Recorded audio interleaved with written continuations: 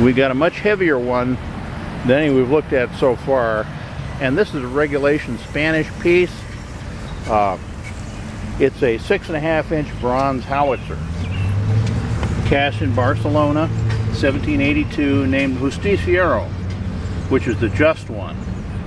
This piece, believed to be a Mexican war trophy. It could well be. Marked Bronces Viejos, which means old bronze. The end of the trend means they melted down old cannons to make this. Now the marks are still visible. You see the white in the outlined here by the green. The white is the remaining tin after the copper has washed off from the bronze alloy. The tin's the last thing to go. The copper goes first. And it was cast on 13th of November 1789. Let's see. 1782. Let's believe what the Navy said. Now they've, after manufacture, at some point in its use, somebody mounted a very large piece of bronze up here to mount a firing lock.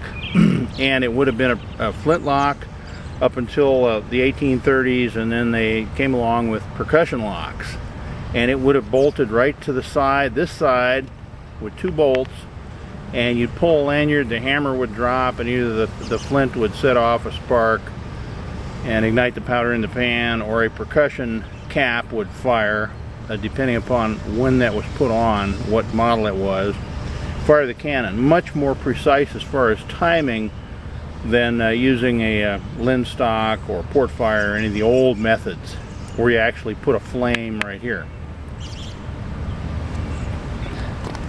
This would have all kinds of cryptic Spanish weight markings, and there's some crud on top of them, and I don't want to sit here and scrape it off, or they'll come arrest me probably, but if you scrape that off, you can see markings under it, I think, about the weight.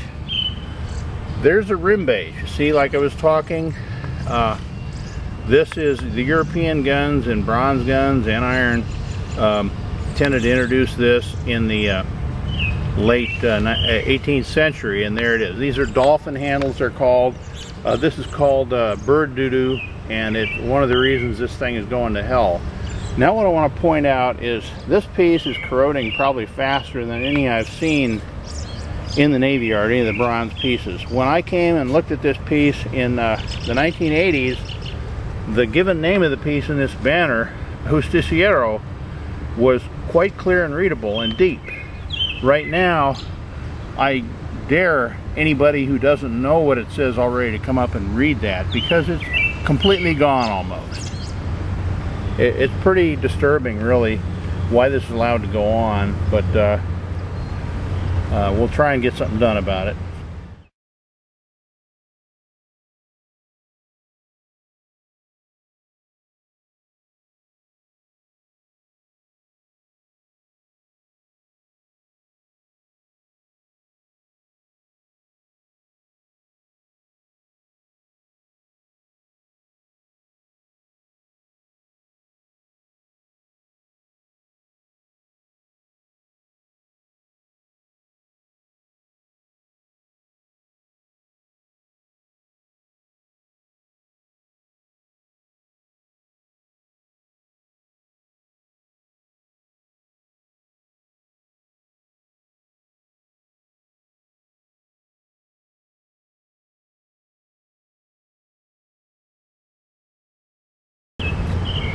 I want you to look at the green on the concrete where the bronze is running off, the copper's running off. There's a lot of green down there. And like I said, this piece is corroding about as fast as any I've seen. It once had a trophy number stamped probably a 1/16 of an inch at least deep into the bronze, and that would have been probably right here, and there's nothing left of it at all right? If you took a rubbing, you might be able to find something, but you know, probably at least a 1/16 of an inch, if not more, of bronze all over this thing is gone, and that's pretty bad. And before too awful long, these markings will disappear as well. It's just something I really don't like to see. But this is a historic piece. I mean, it's fired quite a bit. You see these striations going down the bore, that it gets those from firing, either from you know, being scored by the iron on the outside of the shell, or the straps that hold the sabot onto it, onto the shell, or gases or whatever. But that scoring is from firing. So this thing was in a bunch of fights, probably a historic piece, and again, like a lot of the others, just being allowed to dissolve here in the Washington Navy Yard.